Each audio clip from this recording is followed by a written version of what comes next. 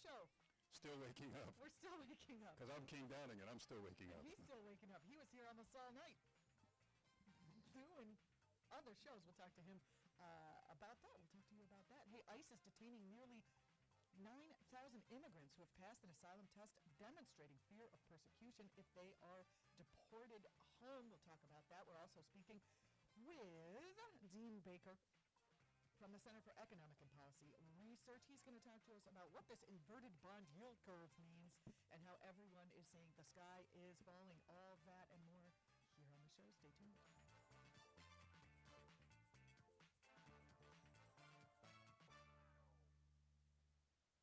Welcome back to the program. I'm Julianna Forlano.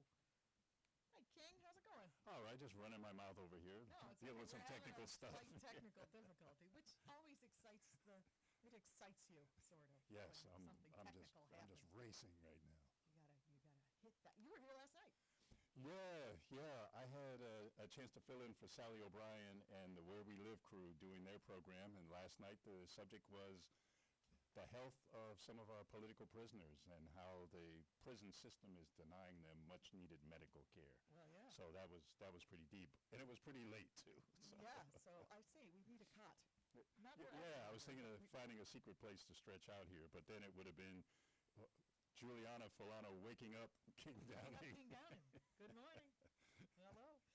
In your pajamas, that would be great. We should have pajama day, like a casual. We're already pretty casual around here, so we should have another casuality day. They're not Disney pajamas either. No, it's 70 degrees outside right now, going up to 81. Going to be mostly cloudy today, as they say. Hey. Let there be sound. Let there be sound. We know you can hear us, but we can't hear any. We couldn't hear anything. Couldn't hear anything. Now we can. Thank you for those of you for sending the pledges to keep this place in business. And thanks, Michael G., for fixing the problem. Anyway, the warmest day of the week is going to be this coming Monday, where it's going to be 91 degrees. So starting today, it's going to bump up by 3 to 5 degrees every day until we hit 91. No rain is in the forecast for today through the weekend. So it looks like it's going to be a good, beautiful weekend. I hope you are able to go out and enjoy it. What stories are you following? There are so many things happening right now. It's incredibly head-spinning. Glenn Ford from the Black Agenda Report just did his commentary on how Rashida Tlaib and Representative Omar were disinvited to Israel. What are the ramifications of this? What are the political ramifications of this? There's a lot to talk about on that front. We also have the Epstein issue. I'm surprised the coroner didn't get, a talking to before he came out with the fact that. Well, her name is Sampson. I'm sorry, I apologize. She might have. We don't know what could have happened, but it's definitely getting very interesting. Okay, so what happened is they found, if you haven't heard, that there was a bone in the back of Epstein's neck that was crushed. That does not happen when a person hangs themselves. It only happens via strangulation. So now the apparent suicide is not so apparent anymore. It is now an apparent homicide. Well, it just adds more controversy. Is this the time to roll into it? Hit it. So all of that time that I spent thinking about basketball during biology class and anatomy class, except for certain parts. There's a frog genitalia that really got me. There's a bone called the hyoid bone, which is in the neck area, and there's a lot of controversy around whether that has to be broken as a requirement for suicide, and so the theories have been. If it's broken, then it's not suicide. Well, if it's broken, it can be because of the hanging, but it's less likely to happen in a suicide than it is in a homicide. Mm-hmm. And so there have been a few studies. There was a very small study in Thailand where only a quarter of the suicides had a broken hyoid, but that was only 20 victims, so that's not a very big one. And then there was a study in India of 260 some suicides, and there only 16 of the suicides had the broken hyoid bone. So that one points in the other direction towards it being less likely. So that it was a suicide, right? Yeah. Well, I mean, come on, we're all saying it's conspiracy theories, but it's real obvious that he was a powerful man who was in a position where he could talk and bring down, the whole capitalist structure, because I don't know if we're going to put up with, child abuse. We might. We're putting up with child abuse by putting them in cages, and that seems to be okay with the Trump administration. But maybe child sexual abuse is where we would draw the line. Hard to know. Hard to know where we are with our values here in the U.S. So more will be revealed on that, I'm sure. Now they got to take a look and see if there are any videos, unless those weren't working either, to see if somebody entered his cell or came down the hallway. Oh, those happen to not be working. Yeah, we're taking. Yeah, they were all on video. We were doing selfies of us snoozing. Oh no, they were. What do you call that? They were like they were down for technical. Just happened to be down for like a half an hour. That was when they were going to do the repairs. Anyway, will this is conjecture. So we've decided, since King is so trained in his law practice, forced to be trained in his law practice, that he refuses all conjecture, whereas I say what I see, and then we find out if it works out. It's a lot of fun. I like doing it. I like doing it. No, that's good. You'll hear it at some point in time. There was also a report from Harriet Fraud, who, of course, was on our show earlier this week talking about the Epstein suicide, homicide, apparent death, let's say. He's definitely dead. As far as we know, no one's seen the body. So we could go that way. Anyway, we're not going off here, but I'm kind of teasing. But she said that there were also reports that other prisoners or other people being held in that facility heard screams at the time. So King and I had this fight. He's like still defending that he wasn't killed. I don't understand that. It seems so obvious that he was. I don't know where you got that from. Because you're like, we can't jump to that conclusion. I will say that probably right now it's 50-50. How about that? Oh, no. It's I would say 50-50. that even before we had this bone crushing, it was like 80-20. I'm like, here comes the evidence. But here's the deal. If the evidence is sealed and locked, for sure. Let's say, you can never be 100% sure. Let's say there's eyewitnesses. Let's say there's camera footage. Let's say there's the crushed bone. Let's say there's all of that. What are we going to do with that? Well, just think of the videos that have led to police not being indicted or convicted. So, Yes, but why would I believe my lying eyes? Exactly. Oh, here's another piece of this too, is that suppose somebody went in there and they engineered his hanging of himself. Oh yeah. Yeah. So they put a sheet around his neck and they picked him up and they let him drop. So then it could still look like a suicide. So that's the other piece. Got to check his wrists. Were they tied? Yeah. There's so much going on here. Well, it's all very interesting, but the reality is, his death. Can he sue? Can his estate sue the state now, the federal prison system, for wrongful death? Sure. Get more money from the taxpayer for negligence. Oh. Most definitely. Well, if he can get that money, then maybe the people who are then suing his estate for rape will then be able to, get that money, and then hopefully justice will be served here. I don't know. We'll find out. Doesn't often happen. Another point that's happening in the news, something that I don't want to miss, is that there's a big news story out, and I really want to draw attention to this before we go into our musical break and our guest, that ICE is detaining thousands of immigrants who have passed the test showing a fear of persecution or torture. So that is the asylum test. 9,000 who are detained by the authorities have passed that test. That's it. They should be let out. The Obama administration actually let out. This is a big difference. So we should say this is where the line is being drawn. The Obama administration did let out people who it's a shift from his practices. He did let out people who cleared the bar for asylum. Now, the exact number is 8,969 detainees who had passed that credible fear or reasonable fear interview, which, ICE, or the U.S. Citizenship and Immigration Services, gives asylum seekers. That's the first step, by the way, that the asylum seekers take in this long process to prove persecution in their home country and gain protections here in the U.S. The issue here is that we have in detention, 55,530 inmates in our, and I say our, facilities, because we are a country and this is happening on our soil. By the way, we only have, the agency is funded to house only 42,000. So it's far surpassed that capacity with all of these people. Plus, it's holding 9,000 people that should be released. So there's no reason to hold them other than what? Money, money, money, money. Yeah, or even stoking fears. So now, the Trump administration slowly stokes fears, right? It's like, oh, we're taking these people, we're putting them in a jail. But they did something. They're breaking the law. They're coming over. Oh, wait a minute. No, they're not breaking the law. They have the right to asylum here, but we're still not going to let them out. That is, a slow boiling. That statement about the frogs. If you throw a frog into a pot of boiling water, he jumps out. But if you throw a frog into, I hate the murder of frogs, by the way, into cold water and then turn the boil on, he doesn't jump out, and then he just dies in the pot.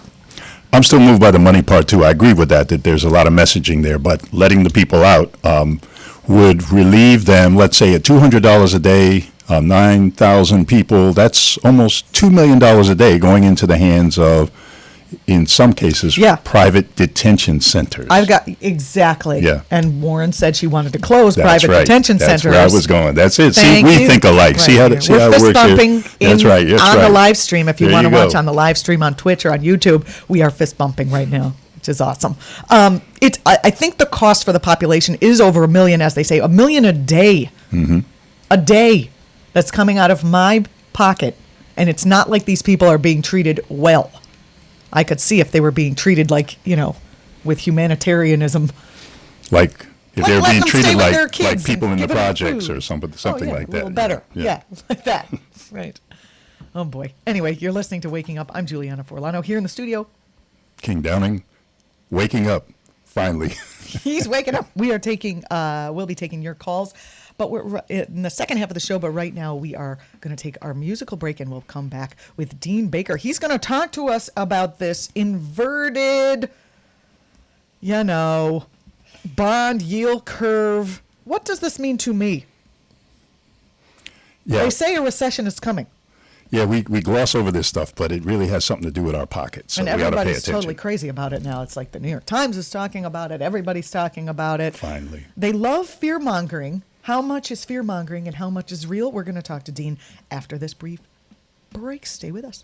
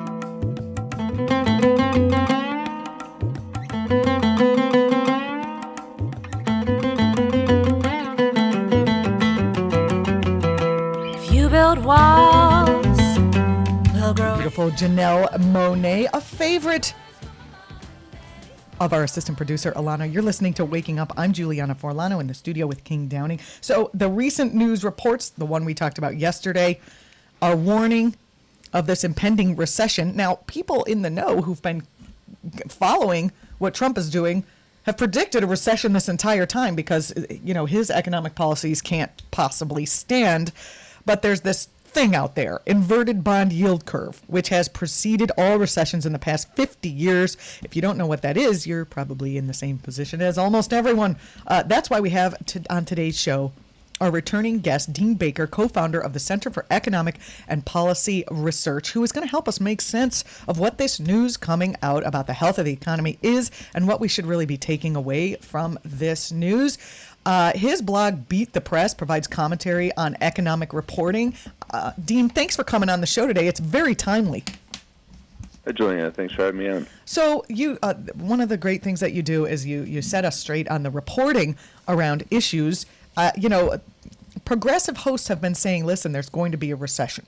We have to watch out. There's no way that Trump's policies are going to, not cause a recession. And now suddenly, large media establishments, the Times, the Business News, all of those places are saying, oh, look out, there's been this indicator, and here comes that big recession. Can you tell us where the truth lies?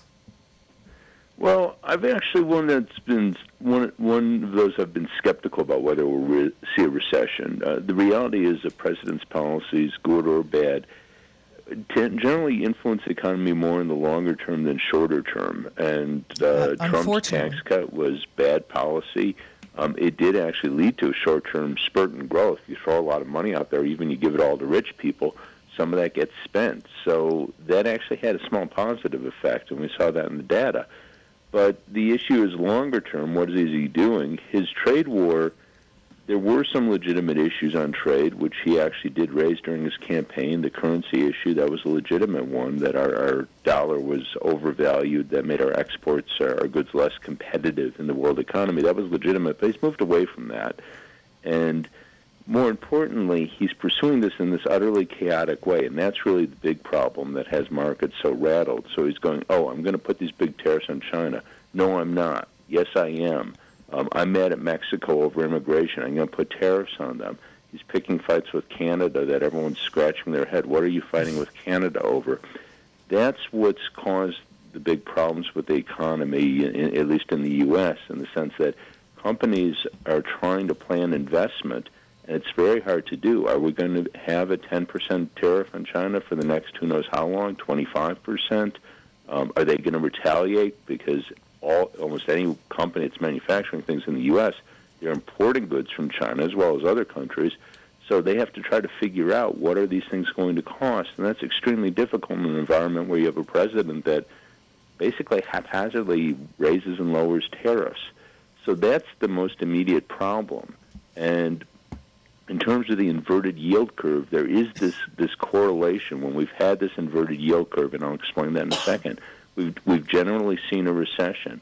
But it's not a story of causation. So what an inverted yield curve is typically we expect, if I lend money for a longer period of time, I expect a higher interest rate. So if I get a 90-day certificate of deposit from my bank, I expect a fairly low interest rate. If I get a year-long one, I lock my money up for a year, I expect somewhat higher. If I get a 10-year bond, I expect a somewhat higher interest rate. So that's generally the story you see. If you lend money for a longer period of time, you expect a higher interest rate.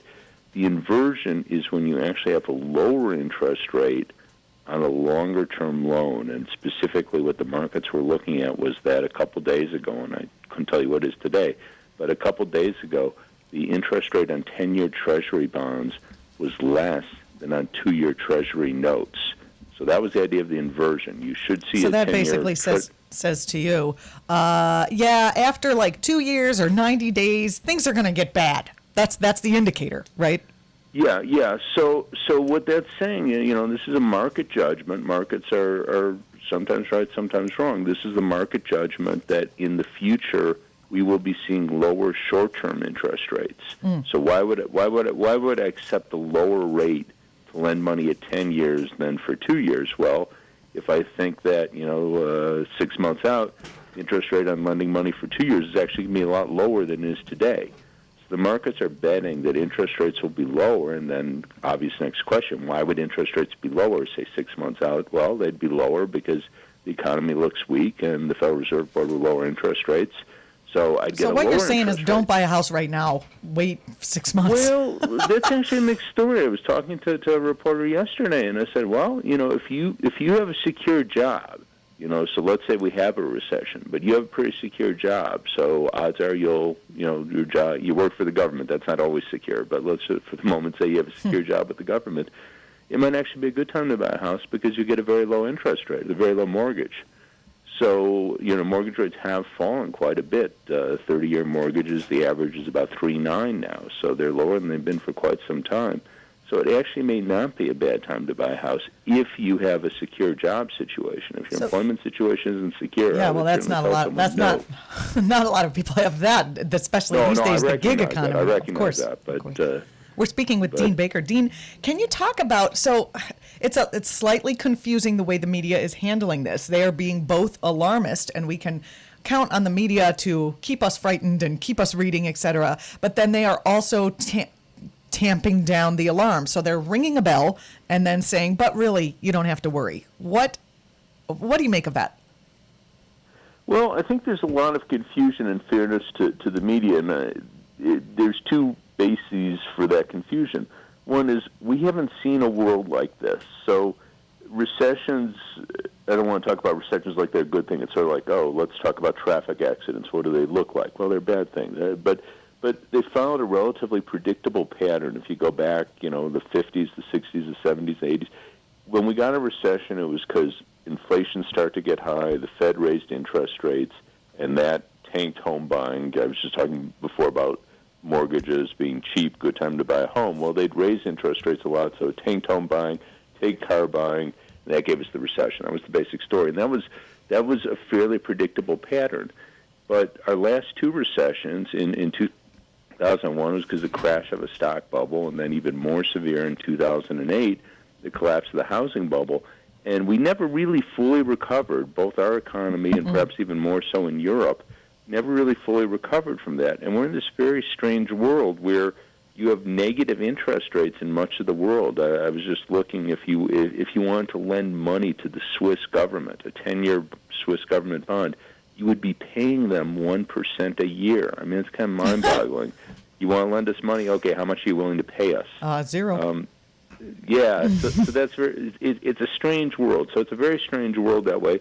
The other part is, you have Donald Trump, who's completely unpredictable, and it's trying to foresee what this guy is going to do. He does something today, he does the opposite tomorrow. He goes, well, see what I'll do now. And it really is like a reality TV show. He's like trying to create suspense before the commercial. Well, that might be good for a reality TV show, but it's a really horrible way to run the economy. So what do people take away? I mean, people who aren't going to buy a house or who don't have treasury bonds, maybe people who are struggling right now. What's the takeaway? How do people protect themselves from the onslaught? Well, I mean, there are, the problem, it's always the story. The people at the bottom get hurt the most. So, you could tell things if someone's got, 100,000 401k, you could tell them, well, diversify it, put some of it in bonds, some in the bank. You could tell them, most people have 400,000 401k, so what do you do?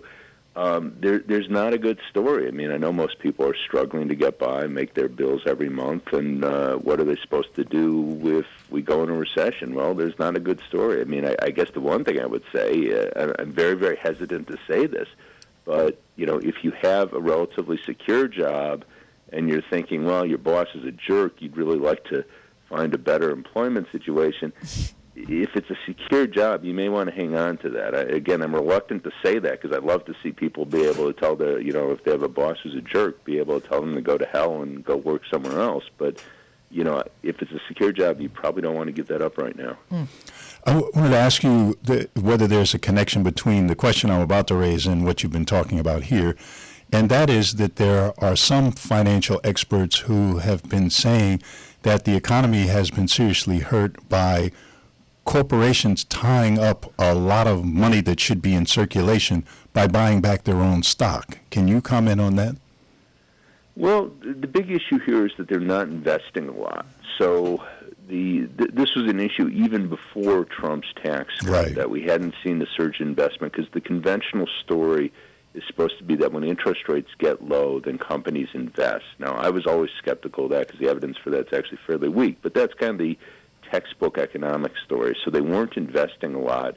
Whether they pay it out as buybacks to shareholders, they pay it out as dividends, which they used to do more frequently, that doesn't make that much difference. The big issue is that they're simply not investing. And that, of course, got worse with the tax cut because, again, if you talk to the Trump people, why'd you do a big tax cut to corporations? They didn't need the money. Well, their answer is, well, we wanted to give them incentives to invest. Well, okay, you did that. They're not investing. Investment's actually down a little bit year over year. So that's the big problem. I mean, what you would have liked to have seen, again, I don't know if anyone really believed the Trump story, but that was supposed to be, okay, we'll give them this big tax cut, and then we're going to see this huge investment boom. But isn't We're it? not seeing that. But isn't it true that if they're taking that money and they're using that money to buy their stock, then the profits for those stock sales are going to people who are affluent, and that money is not going into the economy for investment. It's also not going to workers for wages. Yeah, but I don't think the alternative, as I say, I think if they had investments, they would make them. So if they're not making the investment, it doesn't matter too much. I mean, it'd be great if they paid out in wages. I mean, don't get me wrong. I mean, I'd love to see workers get higher pay.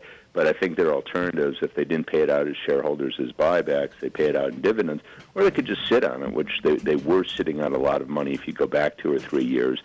In all three of those situations, it's not helping the economy. So whether it's dividends, buybacks, or they just sit on it, as General Electric or Microsoft or whoever, it doesn't make too much difference to the rest of us.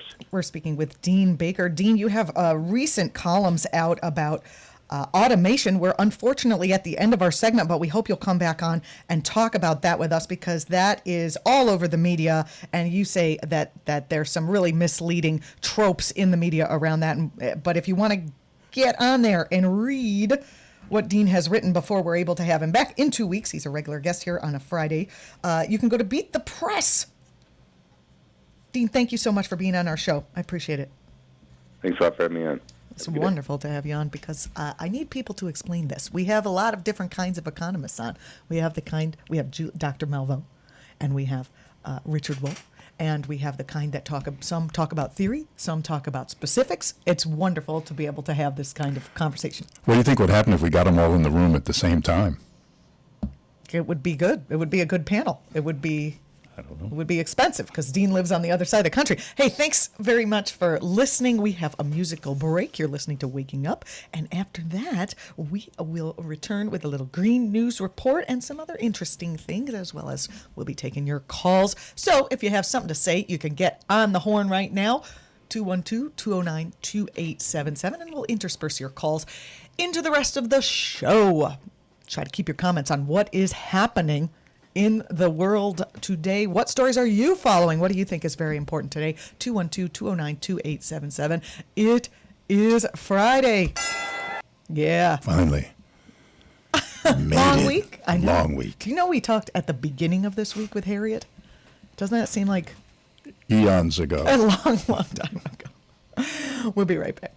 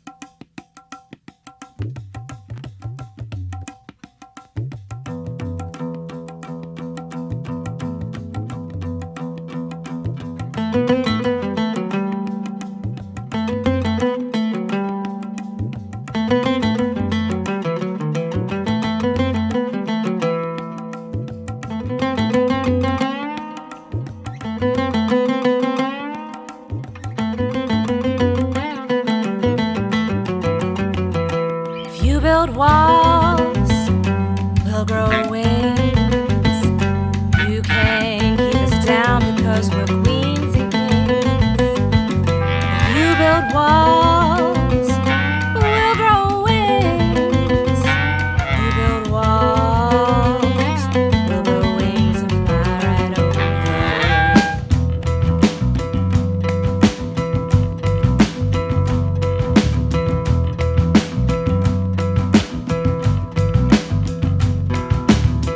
What damage are we doing? Can we even manage to fix monsters and aliens? Whose man, whose planet is this? Like a movie every day, who's handling scripts? So we gotta do the work, who can handle the shit?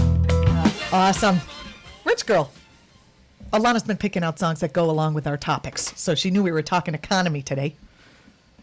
And we were talking about girls, too. And girls, did we? Oh, yeah. Oh, my goodness. It's 71 degrees outside. 81 is the high for today. It's mostly cloudy for the next few days. It's pretty much the same weather report, just going up by a few degrees a day until we get to Monday when it's supposed to be 91 and hot again. So there's that. Enjoy it while it's here. The weekend looks good. As I said, we're opening up our phone lines, 212-209-2877, if you want to make a comment on what we've been talking about, or if you want to talk about what's important to you today. Caller, you are on the air. Your name and where you're calling from. Yes, my name is Glenn. I'm calling from Manhattan. Hey, Glenn. What's on your mind? Yes, hi. Hey. I'm a Democrat, and I voted for Clinton, but I got to tell you, I'm in construction industry, and the job market is tight, and I'm getting like almost twice, the amount of money per hour that I got like 4 years ago. Like almost 4 years ago. And, it's just a lot of people that I know in New York City, that they're doing fantastic. I mean, the job market is very tight, and, people are getting paid like even non-union, $50, close to $50. So I'm hearing that a lot of people, they're doing well. They don't care who's in power. As long as they're making, as long as they're doing well, as long as they're getting paid $50 an hour, it doesn't involve me, Yes, and, Glenn. Gotcha. and I think that's what happened in Reagan, 80, 81, That's 82. a kind of short-term, non-group mentality. That's a let me tell you slight problem. something. Yeah, but you don't understand. A lot of people out there painting. This is a bifurcated economy. You have the wealthy, the well-educated making, PhDs, MDs, specialized making over, $130,000. And then you have nothing in the middle. And then you have the low-end jobs. And guess what? A lot of people have no choice. So No I choice think for you- what? What do you mean? As far as job opportunities, there's only two kinds these days. You got the Oh, low yeah. skill, No, I hear you. know, Exactly. got people, That's due to trade. So I've never seen this type of economy. I've never seen people, instead of being paid $28, now paid $50. Yeah, well, that's it's great. interesting. Glenn, I appreciate that, great. but I it's great. I mean, Yeah, you can't everybody, appreciate that. everybody. You can't appreciate that. Well, yeah, we can appreciate it, and I would like to hear from other union workers on whether they're getting paid twice as much and they are in a tight market. I'm not exactly sure. I'm taking you at your word, Glenn. I appreciate your call, and you are, your opinion is on the record. I don't think that's reason enough to vote for Trump. You're getting paid $50 an hour to cage children. Everything is connected. I'm sorry. Yeah, there were two things I want to add to that, and that there's been a real issue. I see the construction workers all over the place. I don't see very many people of color except in the support positions on the jobs where the big inflated rat is, who we rat. covered at one point in We time. love the rat. But the thing to point out is that these construction workers are building luxury speculative housing, Yeah, of and so course, there's they're plenty of money for them because these skyscrapers are going up everywhere. Hey, I'm glad you have your job, but I think if moderate housing was being built, then I think that everyone would be raised up because people would have places to live, the rents wouldn't be too damn high, and then other people could probably join the economy, even if they don't have jobs, by paying less than 60 or 70% for rent. Yeah, it's not like I don't want people to get a good salary or an even Yeah. better salary, but this is unsustainable, and you will see that. And I mean, we have a real estate president, so of course, real estate and construction work is going to go up under that president. We'll see. Mm-hmm. We shall see. But thanks for the call, Glenn. I appreciate it. I, of course, feel good when I'm making money for my family and happy.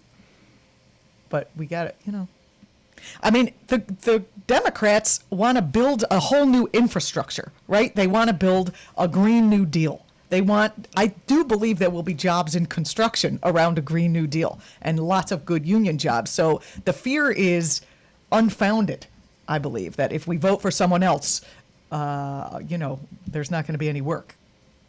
That's just me. Our phone lines are open, 212-209-2877. I do want to tell you about something that's happening here in town as we continue our conversation today. So, check it out.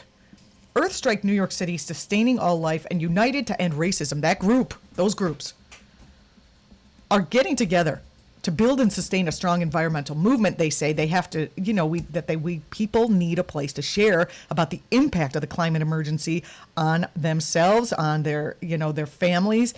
And they need to talk about the discouragement that people are feeling around taking action.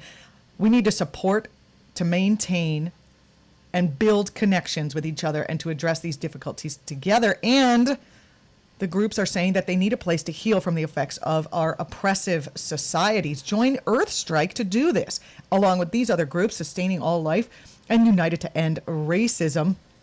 They're teaching approaches used by Sustaining All Life and United to End Racism to heal the damage of oppression, increase activism and effectiveness in the climate justice movement, and prevent burnout. Burnout is a big deal, especially right now. People are saying, what's the use? I'm tired, unless you're young. Feel the burnout. You feel the... Good one, man. Hear from, you can go to this event and hear from people who use all these great tools to prevent burnout. These tools are effective at reaching your goals for a sustainable future. And this is happening Sunday from 1 to 3 at the Mayday Space. It's obviously free Sunday. Again, this week, 1 to 3 p.m. at Mayday Space, which is 176 St. Nicholas Avenue in Brooklyn, New York. That sounds pretty great to me. And it's a good idea because fighting burnout is super duper important. And, if you're an activist, you're probably not like, I've been on my Zen pillow and I feel really good about everything. And now I'm going to just make a call. No. You found out that your drinking water has lead in it. That's what makes people usually make a call. And we're going to listen now to the Green News Report, which is going to tell us every reason that we need to get off our pillows and take action and also be supported in that action. Here it is. Okay, Desi Doyen, I really want to know what the one energy project is that Donald Trump's against, but you're going to save that for the end, aren't you? Yes, of course. But first, the Trump Interior Department on Monday unveiled sweeping, fundamental changes to the nation's Endangered Species Act, significantly weakening the landmark 1973 law that saved the American bald eagle and hundreds of other U.S. species from extinction. In a statement, Interior Secretary David Bernhardt said, "One day the human race will be extinct, just like 99% of all species to ever call our little planet home. Reminding you of this doesn't benefit me, but I'm in and logging in critical habitats." Not critics, actually people who know what they're talking about. Indeed. Among several changes, the new rules end blanket protections for species newly listed as threatened, making it easier to remove them. New language allows federal officials to disregard the impacts of climate change on wildlife now and in the future, despite its growing threat to many species like polar bears in the melting Arctic. And for the first time ever, officials will be allowed to conduct an economic cost-benefit analysis, effectively putting a price tag on whether saving a particular animal is worth the potential loss to industry, for example, despite long-standing language that prohibits consideration of economic factors. But they can do it now? Yes, they can. Well, these corporations are making record profits. That doesn't mean they can't make even larger record profits now on the back of dead, extinct species. Several state attorneys general and conservation groups vowed on Monday to sue to stop the new rules. The Center for Biological Diversity in a statement said, quote, "These changes crash a bulldozer through the Endangered Species Act's life-saving protections for America's most vulnerable wildlife. For animals like wolverines and monarch butterflies, this could be the beginning of the end." The changes come on the heels of a dire UN report in May warning that humans are driving 1 million plant and animal species to extinction, with alarming implications for humanity's survival. Administrations come and go, but extinction is forever. Yeah, but corporate profits aren't going to grow themselves. A similar rejection of science is behind a Trump EPA scheme to pave the way for the controversial proposed Pebble Mine to proceed in the pristine watershed of Bristol Bay, Alaska, home to the world's largest salmon fishery. CNN reports that decision was made just days after Alaska's Republican Governor Mike Dunleavy met with President Trump, resulting in EPA political appointees ignoring scientists in order to withdraw an Obama-era scientific determination that the mine would cause complete and irreversible loss of fish habitat. Former Bush EPA Administrator Christine Todd Whitman, a Republican, warns the effects will be widespread. One of the most troubling things about this administration on the environmental side is this disregard of science. They're gutting science across the agencies, across the departments, across the government. In other news, environmental groups have filed suit to stop the Trump EPA from lifting restrictions on feedlots that require the facilities to report the toxic air pollution that they emit from animal waste. The Trump Department of Transportation has announced it will reduce fines and penalties for automakers whose vehicles fail to meet federal mileage standards. And finally, here we are. There is one type of energy project the Interior Department wants to slow down, the nation's first major offshore wind farm. Secretary of the Interior David Bernhardt has indefinitely delayed a final environmental review for the Vineyard Wind Project off the coast of Massachusetts. That's in order to consider the potential impact on commercial fishing in the area. It is a setback that could doom the project. And is there really a concern about commercial fishing in the area? Not any more than there would be from, say, an offshore drilling spill. For much more on all of these stories and the ones we couldn't get to, please check out our website at greennews.bradblog.com.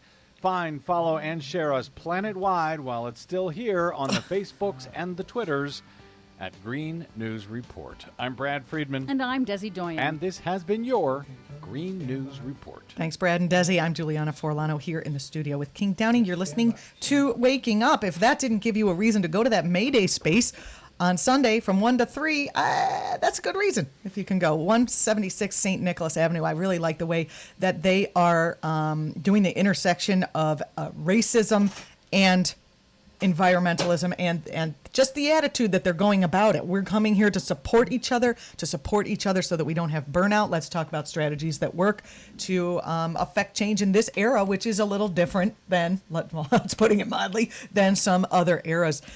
You know, there's other great stuff going on here in the city, and I do want to report on that. There is a back-to-school block party and cultural fair, by the way. SOMOS, SOMOS, a nonprofit physician-led network of over 2,500 physicians who serve 7,000 patients in New York's lower-income, immigrant-rich communities, is joining up with Catholic Charities of New York and the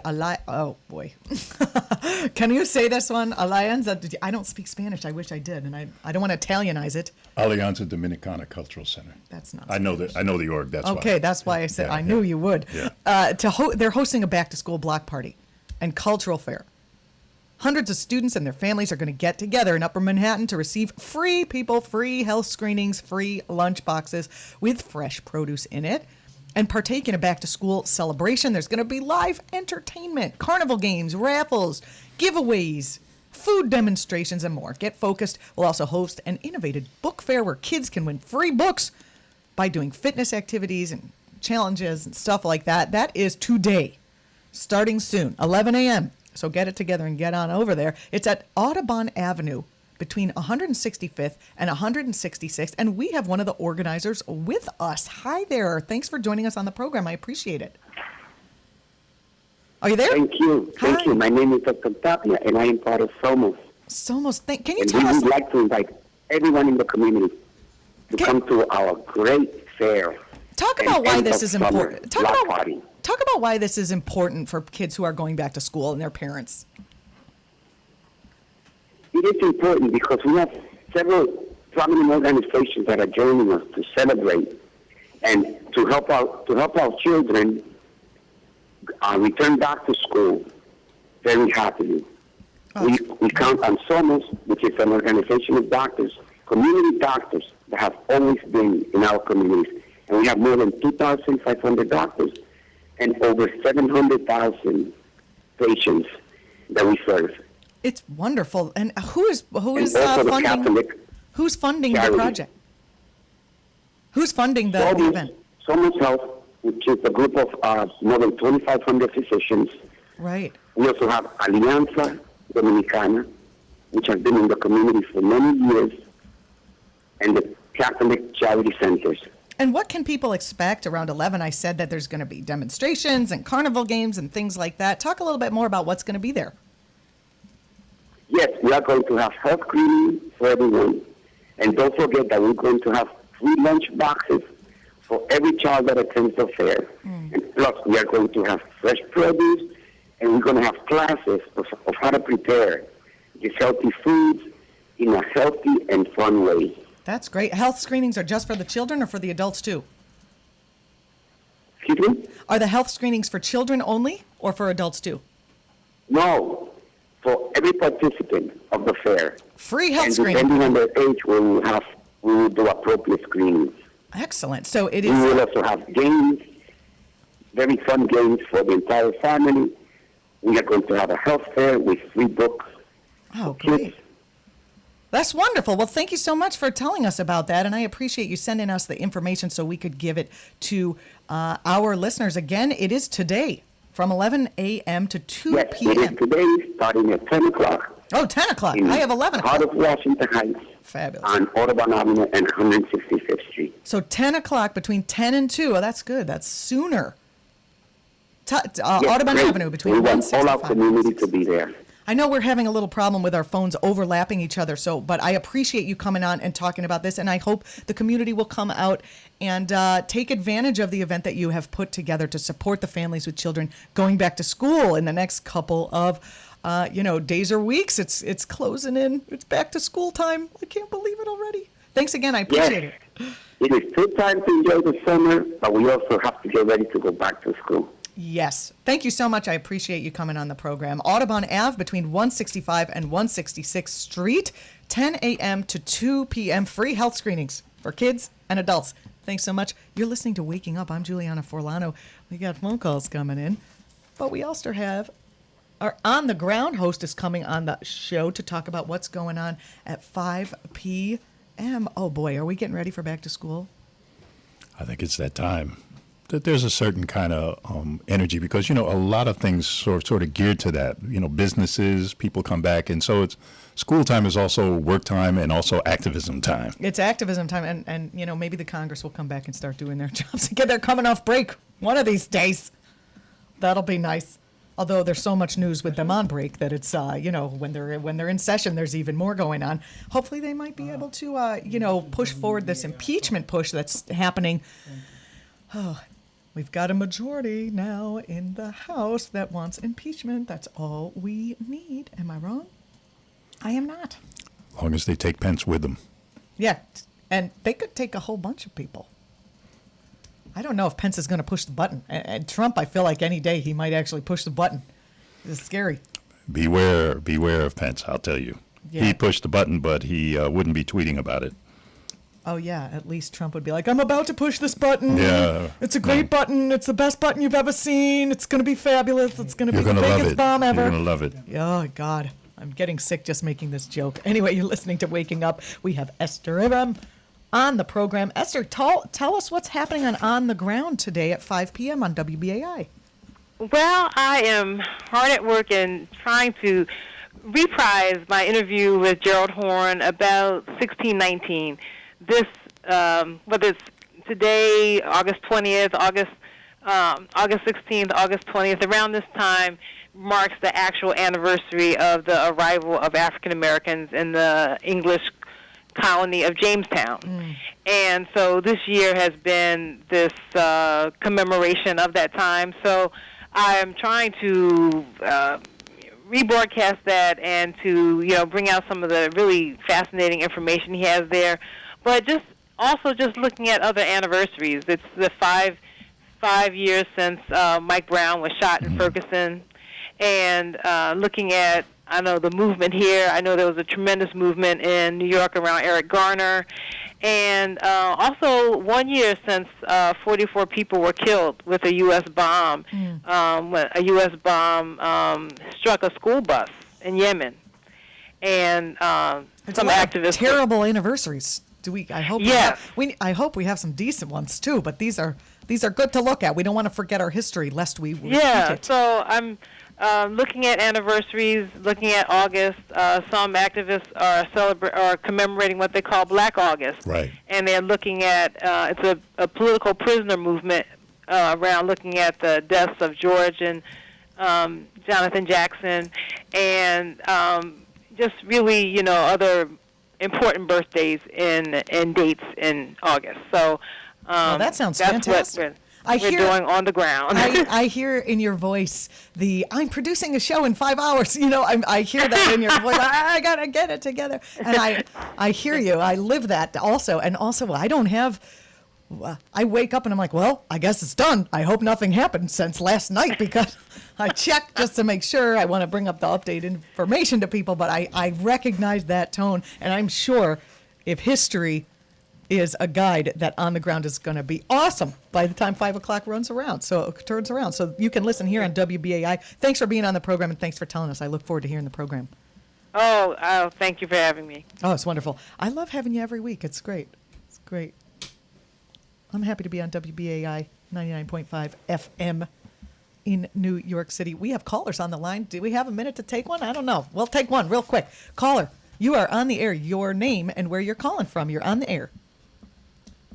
Hello? Okay. Hello, caller. Your name and where you're calling from. And mind you, we have about 1 minute. Okay, we'll just fill the minute with dead air. We have all these callers coming in. All the lines are lighting up, and I guess everyone, maybe something's going on. Caller, you are on the air. Your name and where you're calling from. Are you there? Nope. 3 different calls. Maybe they're doing a silent vigil. Now they're lighting for the up. end of the show. Yeah. Now they're Done. lighting up. We're all done. Hey, next week we'll be back with all our great talk and fun times and our sound effects board. Don't forget, we still have the board with us. I'm very excited. I think on Monday, Dr. Malveaux is coming on. Good. That's always a fun Monday. I hope you have a great weekend. Enjoy that 80-degree weather, because it's going up to hot on Monday, but today should be fabulous. King, final thoughts? Hey, I just want everybody to have a good weekend. That's all. Yeah. I am. What are you doing? Absolutely nothing. Say it again. No, I got some stuff in the works. Have a great one. All right.